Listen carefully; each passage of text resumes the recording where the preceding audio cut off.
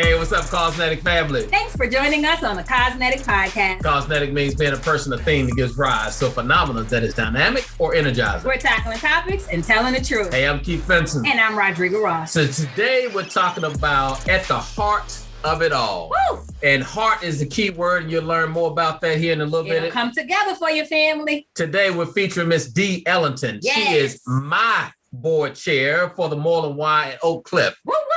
And recent heart recipient. Yes. And you're going to hear this dynamic and powerful story. This is something that is this is almost like a Lifetime show. We need to put you on Lifetime. That's what it is. We're claiming it right now. This is going to be a whole mini-series. Yes, make sure the money comes with it. That's right. That's right. Amen and amen.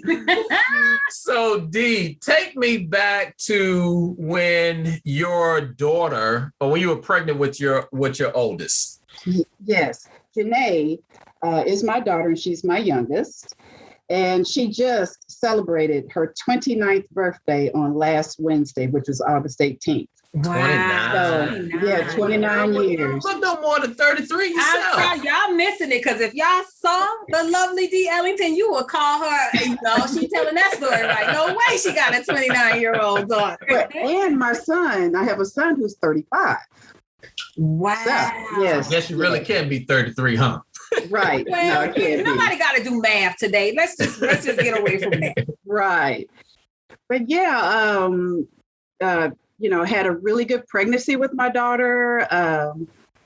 Towards the end of my pregnancy, I started, like we normally do, we start swelling, we start getting tired, so on and so forth. We're just ready. We're just ready to deliver. So, had a really good labor, delivery. She was 10 toes, 10 fingers, just a beautiful, beautiful baby.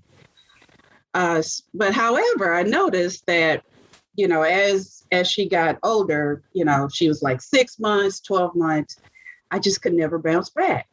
I was just always tired. Yeah. So I would, go to work, literally fall asleep at work. And I was in customer service at the time. And constantly talking to people, taking calls, solving issues. So can you imagine being on the phone and falling asleep when someone's talking to you? Can you imagine that, Keith? I can only imagine. That sounds like back when you were, you're dating and you stay up on the phone at 3 o'clock in the morning. Exactly. No, you hang up. Hang up. No, you hang up. Both of y'all sleep on Right. the phone. Exactly. All right, so working in customer service, you're falling asleep on the phone. Falling asleep on the phone, and my performance. It affected my performance. And so I started, that's when I started seeking the doctor. I was like, okay, something is not right. So I would go to the doctor, they do full exams. Oh, Miss Ellington, you just had a baby. You're just tired. You need to go to bed earlier. You need to make sure you get plenty of rest. And at the time I had a 6-year-old and an 18-month-old. So you can imagine how much rest you could actually get. Right. So around 18 months, she was 18 months at the time, still same problem. So going to the doctor, getting the same results. I just decided to go outside of my healthcare plan. And I did some research, went to another doctor. And the first day he diagnosed me with postpartum cardiomyopathy. Wow. And yes, and postpartum means that during my pregnancy, normally during the last trimester of your pregnancy, I developed a virus that attacked the heart muscle. It attacked the left ventricle of my heart, which caused my heart to become enlarged. And so at the time I was diagnosed with cardiomyopathy, my heart was in the condition of an 80-year-old person. Oh, man. And I was only 31. Wow. Yes. And so that really started my journey. That was the beginning of my journey. So, in and out the hospital, tests, exams, my heart only functioned at 19%.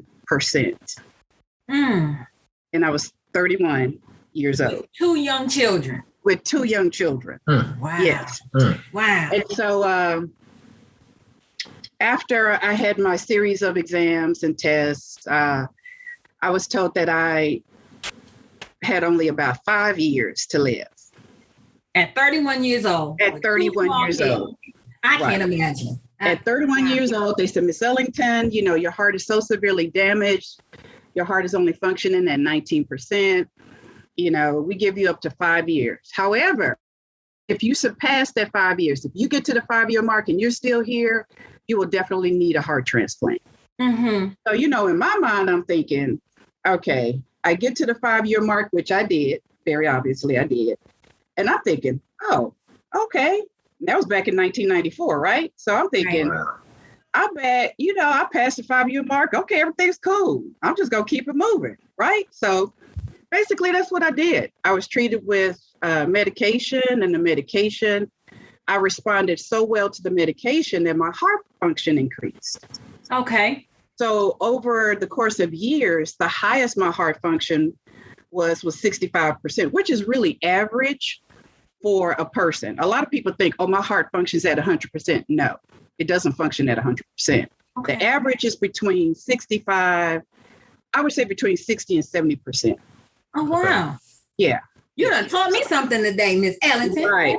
Okay. So, yeah, so the highest it got was 65%, you know, so that was average. I was doing really, really well.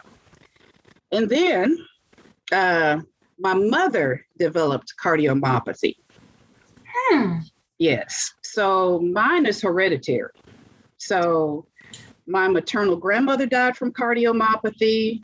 My mother died from cardiomyopathy. And I had cardiomyopathy. Wow. Yes. Wow. However, my mother. Family history. Yeah. It is so important. But speak to that a little bit, because, you know, a lot of times, in particular, probably in the African-American community, I found this out. You were sitting next to me when I got the phone call with my mother with cancer. But yet it takes so much for us to get out of our family kind of what's wrong with somebody. You know, they get to the hospital and they're in there for a little while, and still they're just giving you the surface level, but nobody's talking about, you know, their mother or their mother's mother. You know, like, talk about how important it is for people to understand what their family medical history is. Yeah. Oh, absolutely. Well, I was fortunate growing up that my parents, my grandparents, you know, we were very transparent about our family history. So for instance, on my mother's side of the family, we have high blood pressure, strokes, and heart attacks. So my grandmother died from heart failure, and she came from a family of 15. She had 15 siblings. Wow. And all of her siblings died from either heart attacks or strokes. Wow. That is my maternal grandmother. Yeah. Yes. And so my mother's siblings, my mother comes from a family of 8. And she died from heart failure. She had a brother that died from a massive heart attack. And I have an uncle, her brother is, you know, had a stroke.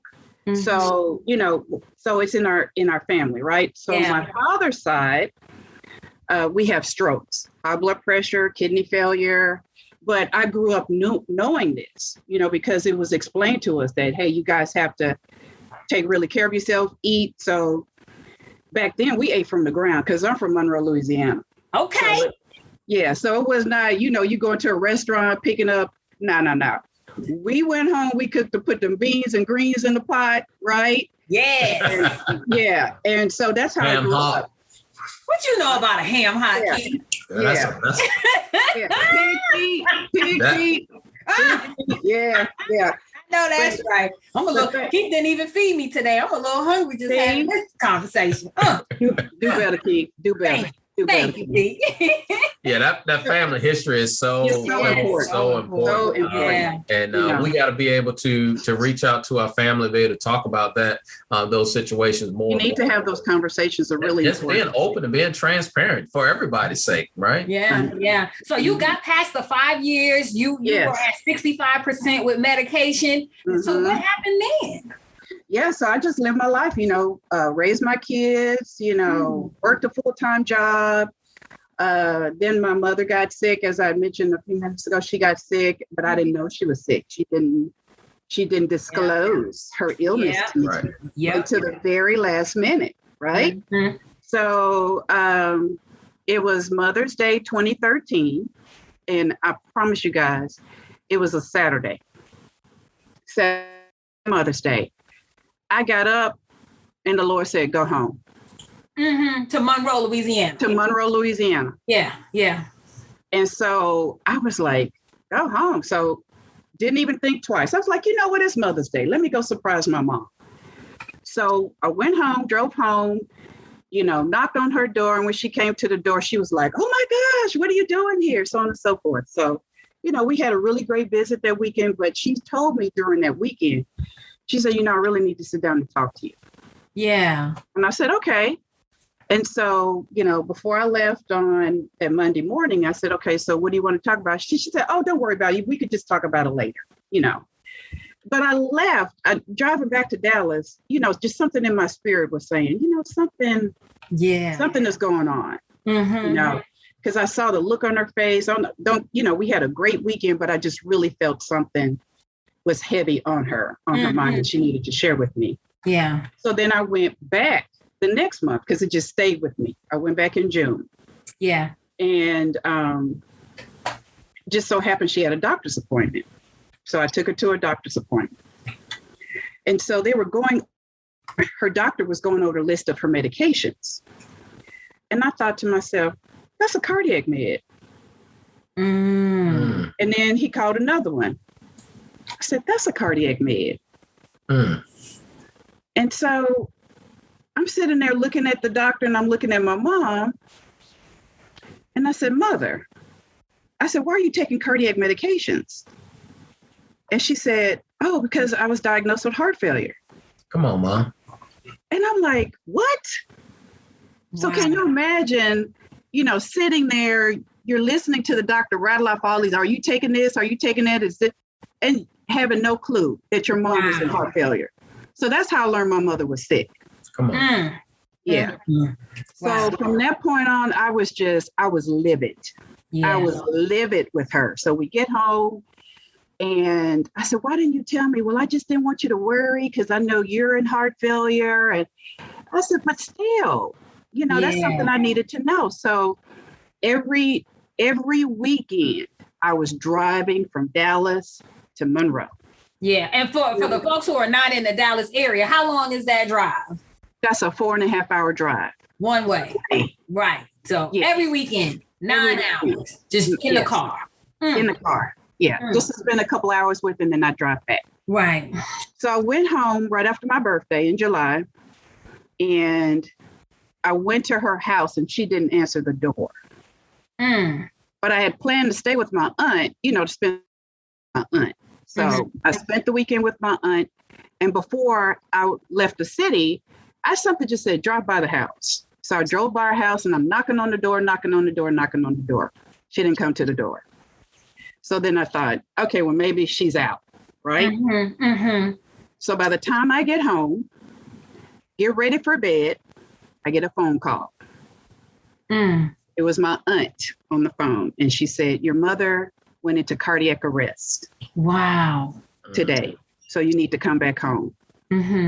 So what I later on found out, she was in cardiac arrest while I was knocking on her door. And you were knocking on the door. Oh, wow. Wow. And I had no idea. And that's why she couldn't come to the door because she was in cardiac arrest. Yes. Gotcha. So just so happened, she had the phone. She was able to call my uncle, her brother who lived next door.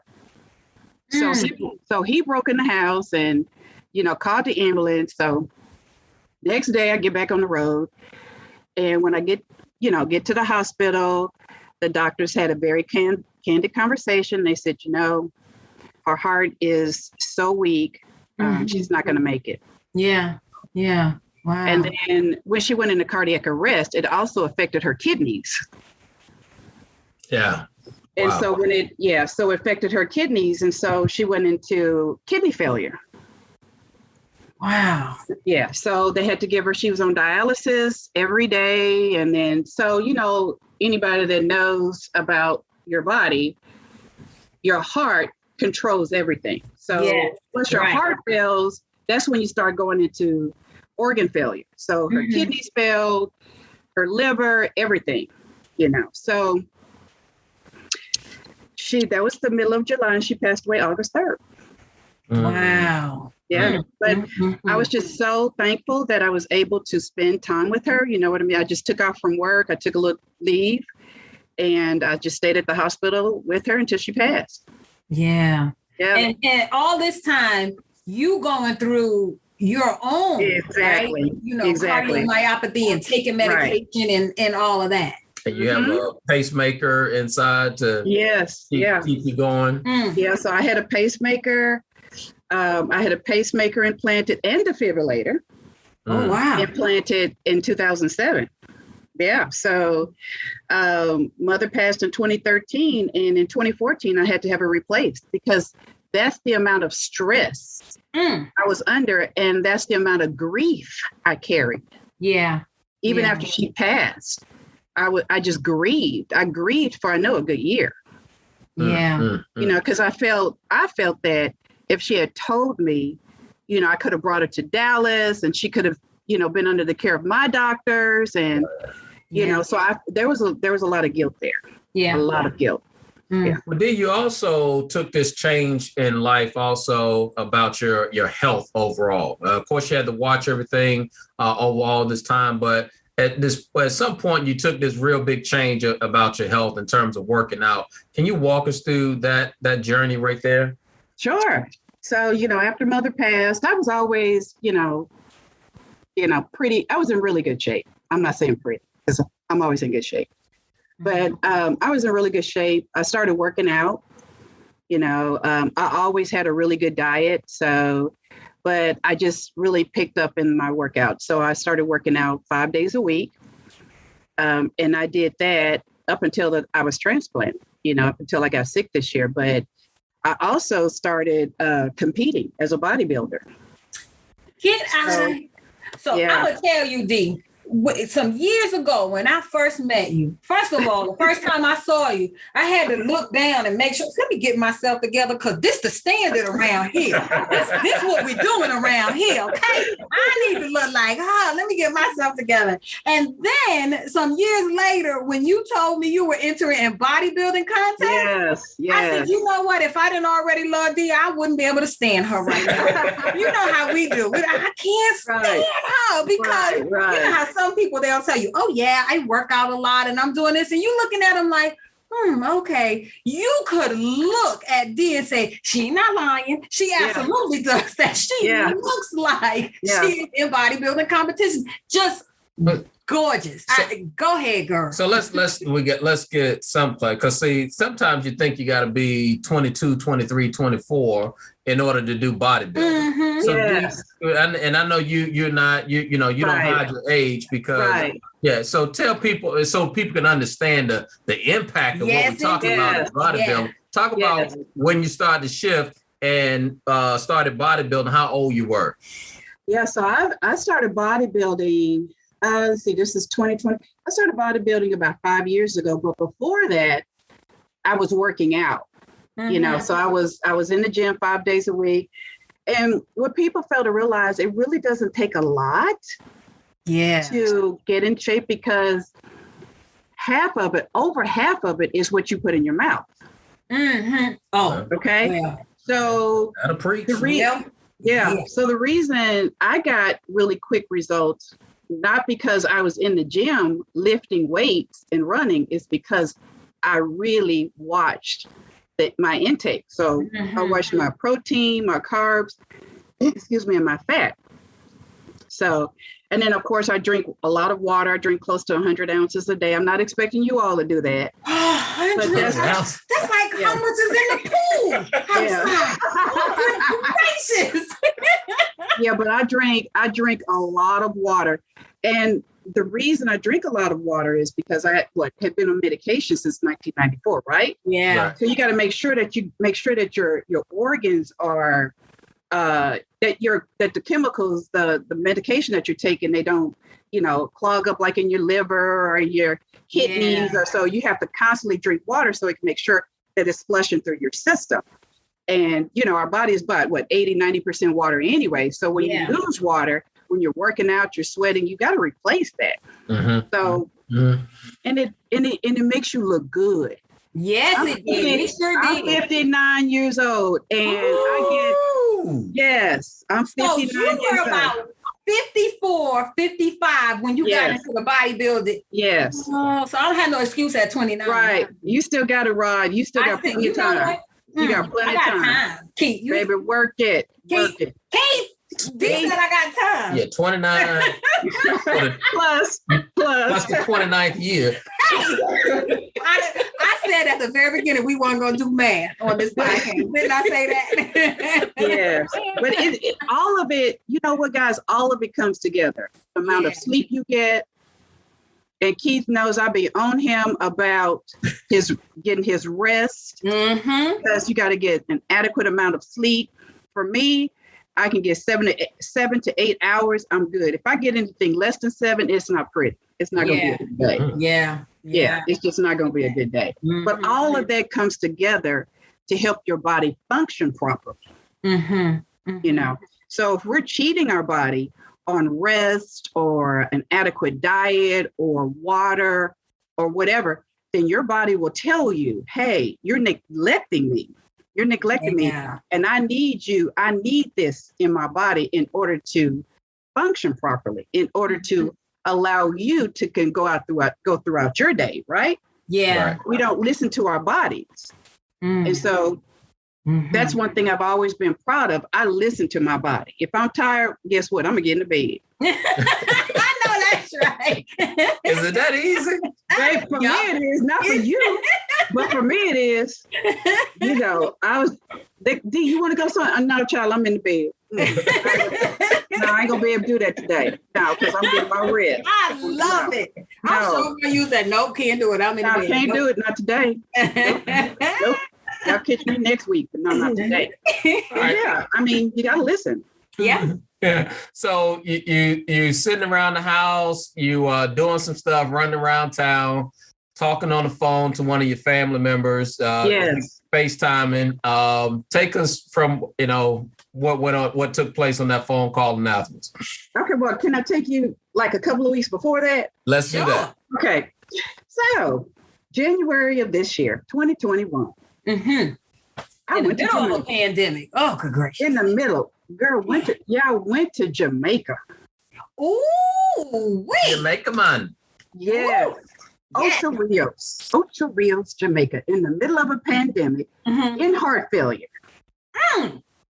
Yeah. But looking fabulous, I'm sure. Yes. But both of you all know me well enough that a pandemic does not stop me from traveling. Right. That is heart true. failure. Heart failure didn't stop me from traveling. That is true. It ain't never stopped me. So if I want to go somewhere, guess what? Get my passport and I'll holler at y'all when I get back. That's right. That's right. So went to Jamaica, had a fabulous time. I mean, hiked the Dunn's River. That's about 3 hours, right? Horseback riding, zip lining, ATV, just did it all. Yeah. Okay, so that was the 1st of January. So I said, you know what? When I got back, I said, I'm just going to take a week off from the gym, because I hadn't been vaccinated and I just want to make sure that I get tested before I go back into the gym. So got tested, no COVID, everything was fine. So I went back to the gym. And when I tell y'all that was the hardest, I struggled. I struggled. I struggled so where I couldn't even finish my workout. Wow. Yeah. So I was just like dragging. It's like I was coming down with a virus or something like that. And I thought that. I said, well, maybe I'm coming down with something. Maybe I picked up a virus in Jamaica. So my trainer, he would call and he would say, so how you doing? I said, I'm just really struggling. So I went back the next day, same thing. So I just took I went 2 days and I just took the rest of the week off. And I said, well, maybe I'm just still tired from, the trip. So the next week was the last week of January. Didn't even go to the gym. I mean, every day I woke up, I was just slow motion. Everything was slow motion. And I found myself, elevated, meaning I had to sleep on 4 or 5 pillows just to sleep comfortably. Wow. That was the last week. And I had never done that before because I could sleep on 1 pillow or no pillows and I'm fine, right? Yeah. But that last week of January, and it's just, I couldn't catch my breath. So that weekend came, and that Sunday morning, which was January 31st, I woke up and it felt like a truck had run over me.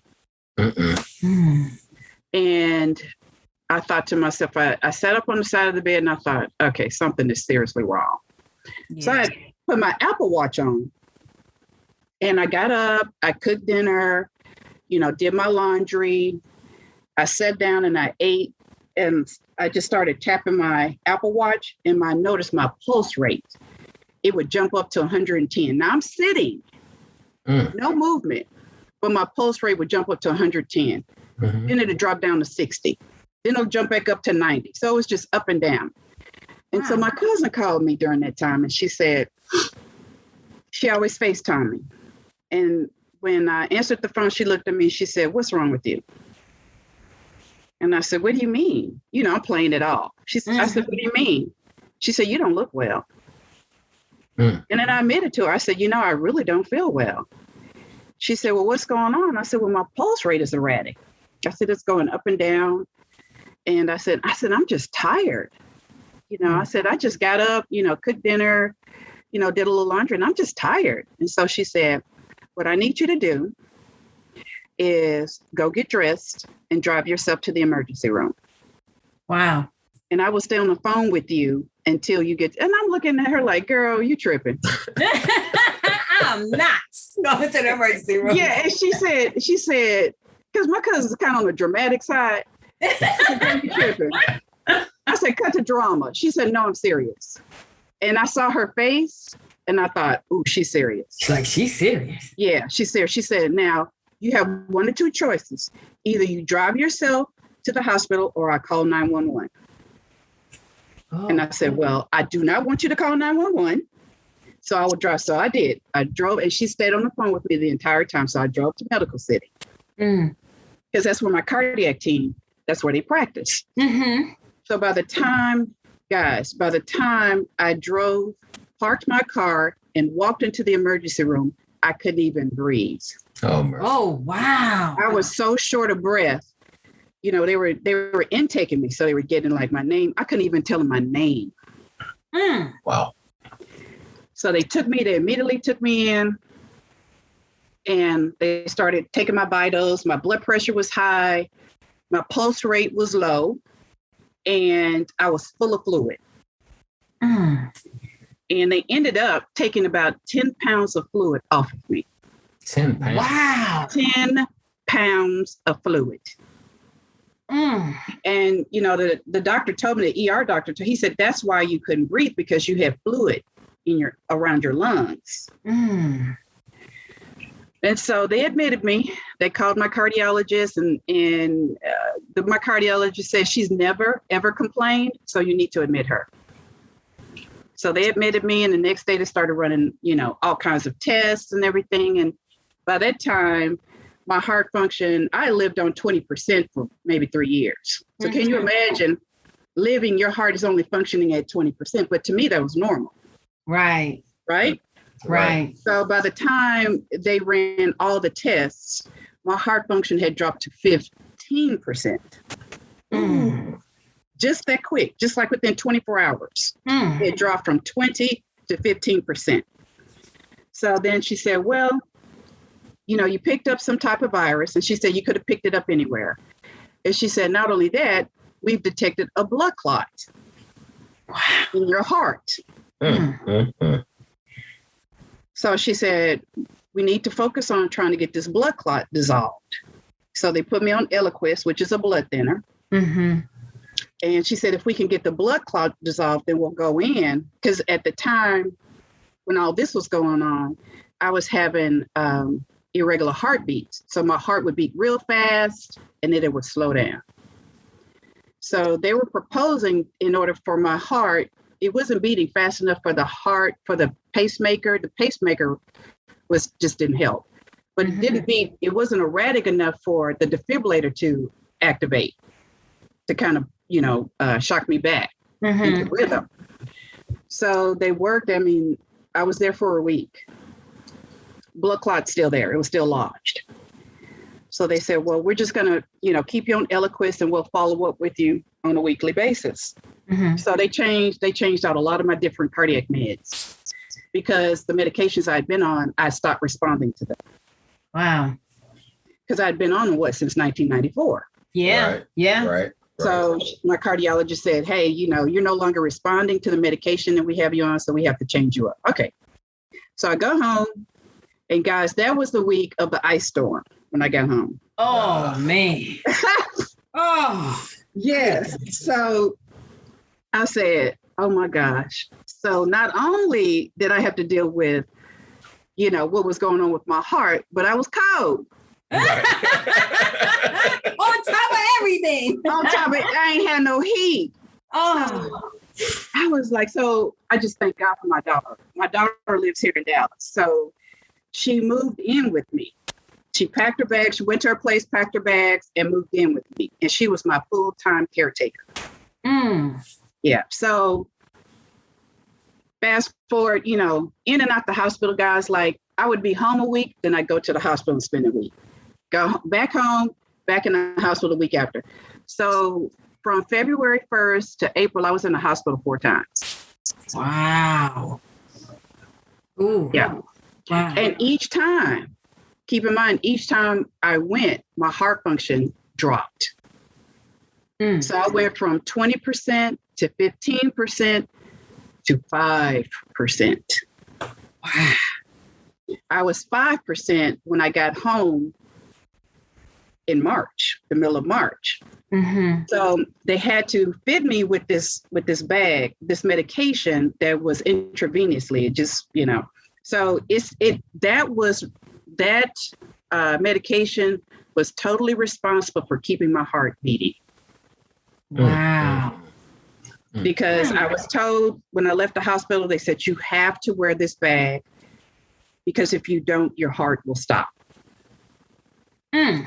Yes. So I had a home health nurse come in every week and she would change out, my patches, change out my IVs. And so the first time the home health nurse came, she was going over all of my records and everything. And so she asked me, do you know what your heart function is? And I said, yes, it's 5%. She looked at me, she said, that's impossible. I said, why is that impossible? She said, I've never seen anybody look like you with a heart function of 5%. She said, you got up and you answered the door and you let me in and you're walking around. Yeah. And she said, you can't be at 5%. So, you know what I did? I pulled out the paperwork and I showed her. I said, my EF, my ejection fraction is 5%. She read it. She said, oh my goodness. She said, girl, she said, you are covered by God. Amen. Hello. She said, I have never, she said, a woman in your condition should be in the ICU. Wow. She said, but you answered your own door. I said, yeah. I said, well, I've been living on 20% for years. So, was I tired? Was I weak? Yes. On 5%? Absolutely. But I had grown accustomed to being tired and weak. Yeah. So that's all I've known for the past 28 years.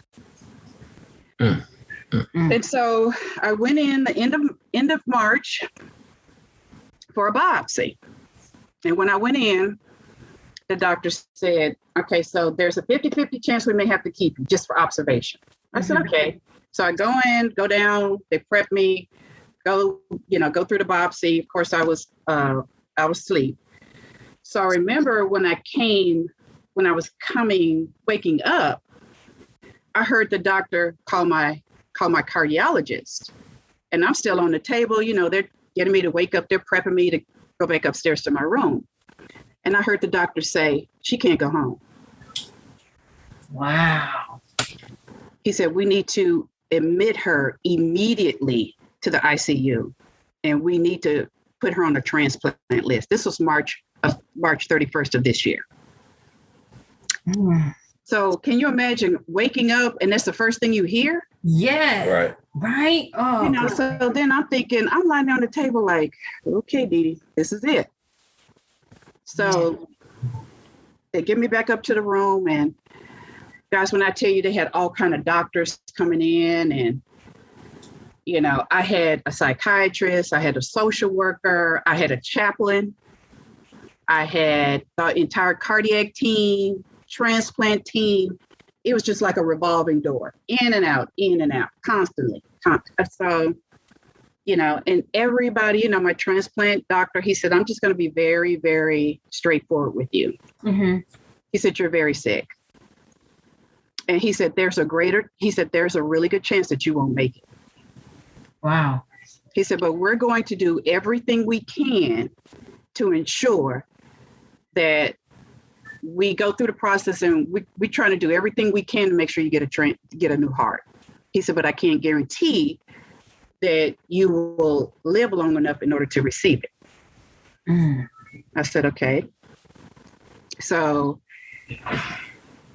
just so happened my kids were there. And like I said, my kids were amazing. They were there with me the entire time. And so we all had like a family meeting, so I started signing power of attorneys and DNR, do not resuscitate.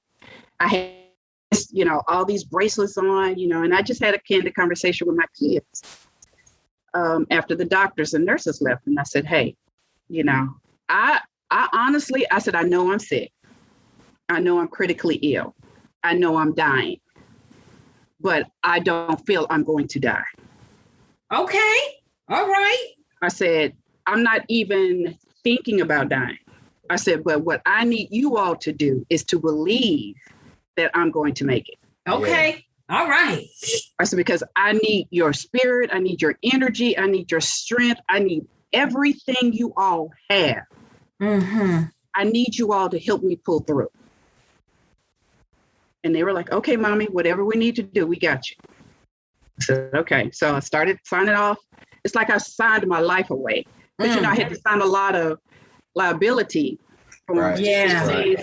Not holding the hospital liable just in case I passed, because I was made aware. So that was March 31st. So I was put on a transplant list on April 1st. Now, the transplant list is not as easy as you would think. They have several stages. They go from 1 to 10, right? Mm-hmm. So 10 is like, okay, we know you need a transplant, but you're not there yet. Right. Okay. So I started out as a 4. I started out as a stage 4. And although my heart was close to failing, it hadn't completely failed. Right. Right. So the doctor came in and they, after running tests, they said, okay, now your kidneys are failing. And he just told me, he said, Miss Ellington, you are not going to survive. You're not going to live long enough for us to double transplant you. Ooh. So we have to put you on life support. He said, that's the only other solution that we have in order to kind of keep you stable and sustain you until we can find you a heart. Wow. Okay? That was April 1st. By that time, guys, my heart was functioning at 2%. 1-2.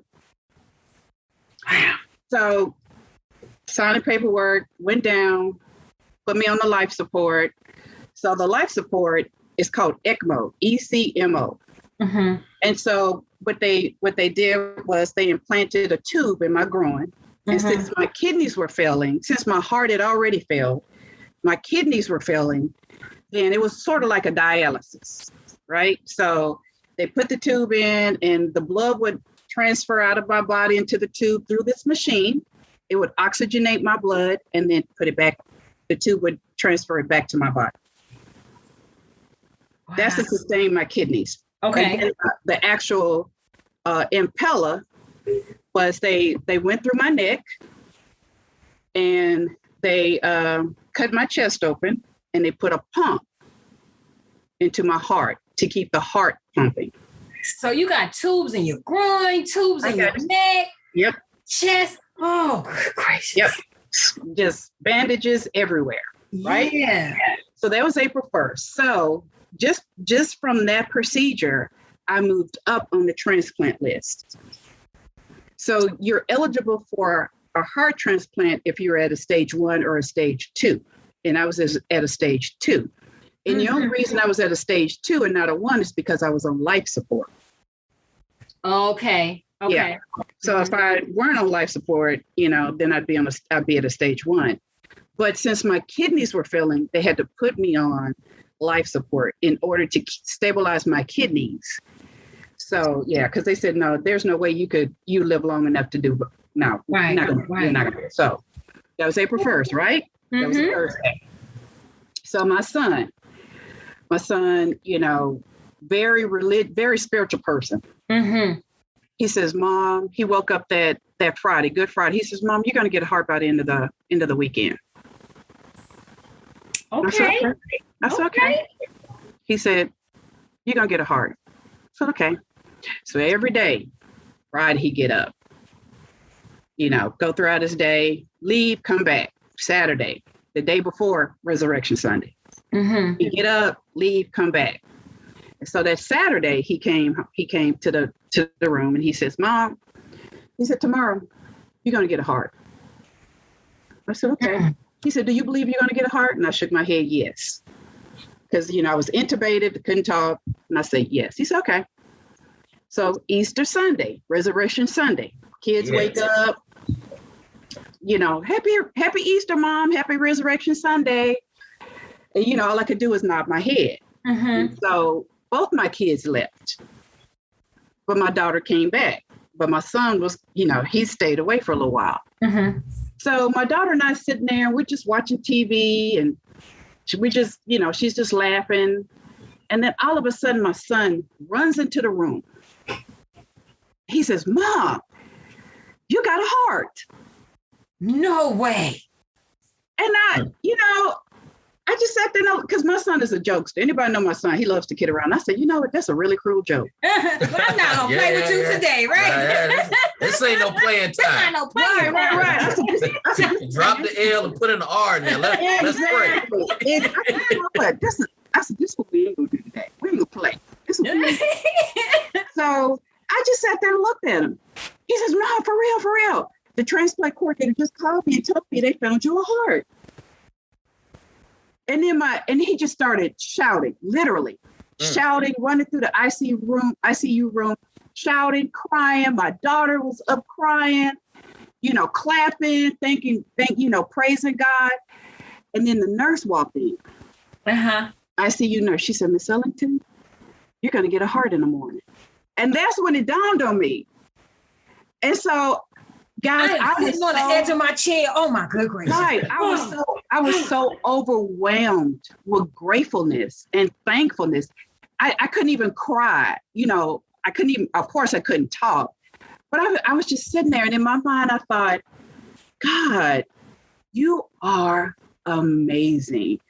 Oh man.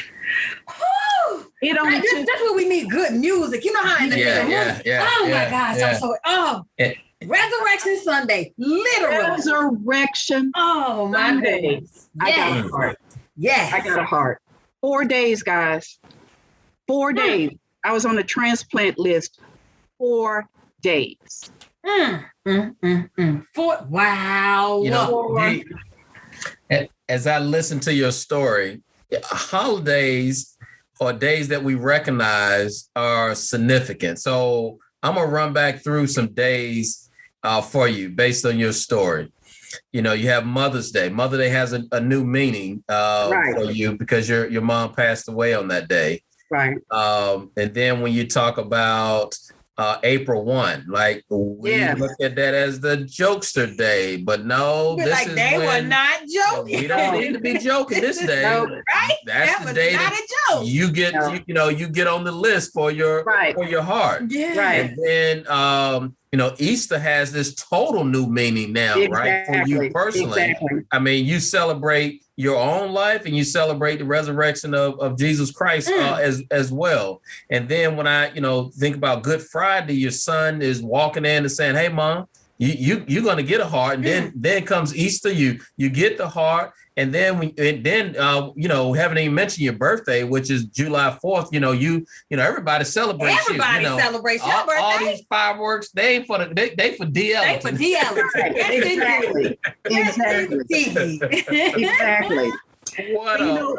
What a powerful story. Wow. Okay, so as we wrap this up, help me put into words for people who are listening here.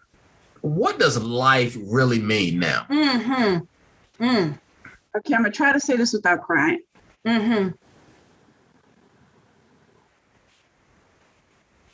Take your time. I just shared with my cousin last weekend that my love for people has grown deeper because I had such an outpouring of love and support during my short journey. Yeah. I mean, from prayers, I felt every prayer. I just felt the anointing of God's spirit the entire time I was in the hospital.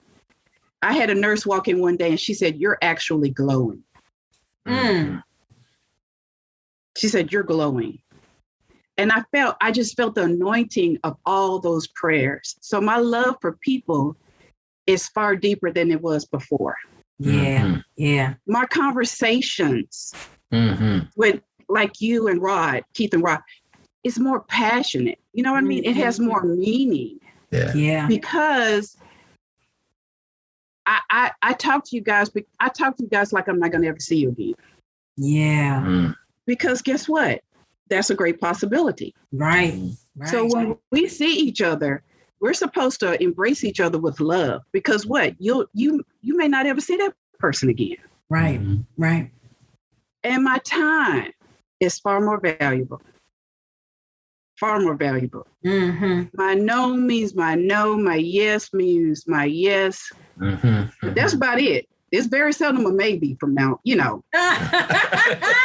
no in between. Baby. That's right. Babe. But I'm just saying, it's just my senses, my spirituality has been heightened. It's like on a 10 now. Yeah. Yeah. So how I treat people, how I interact with people, the work that I do, especially for the Y, and you guys know how passionate I am about my work at the Y. Yes, ma'am. I mean, it's a gift. I don't look at it as something, no, it's an actual gift to be able to share my passion with other people. So everything is just heightened. Right. Yeah. Right. Yeah. Well, as one of those people that was out here praying and was hoping that it reached you, you were absolutely in my prayers, Dee. You are my hero. Aww. I promise you just how strong you are and how beautiful you were that way the entire time, in spirit and physically. I am so excited that you took this opportunity to share your story with us. You are our ancestors' wildest dreams. I want to definitely be you when I grow up. Thank you for spending time with us today. And thank you to all our listeners for listening to Cosmetic, where we're tackling topics and telling the truth. Subscribe and listen to us weekly. Hey, and don't be shy. Give us a 5-star review. And as always, be dynamic. be phenomenal. Be Cosmetic.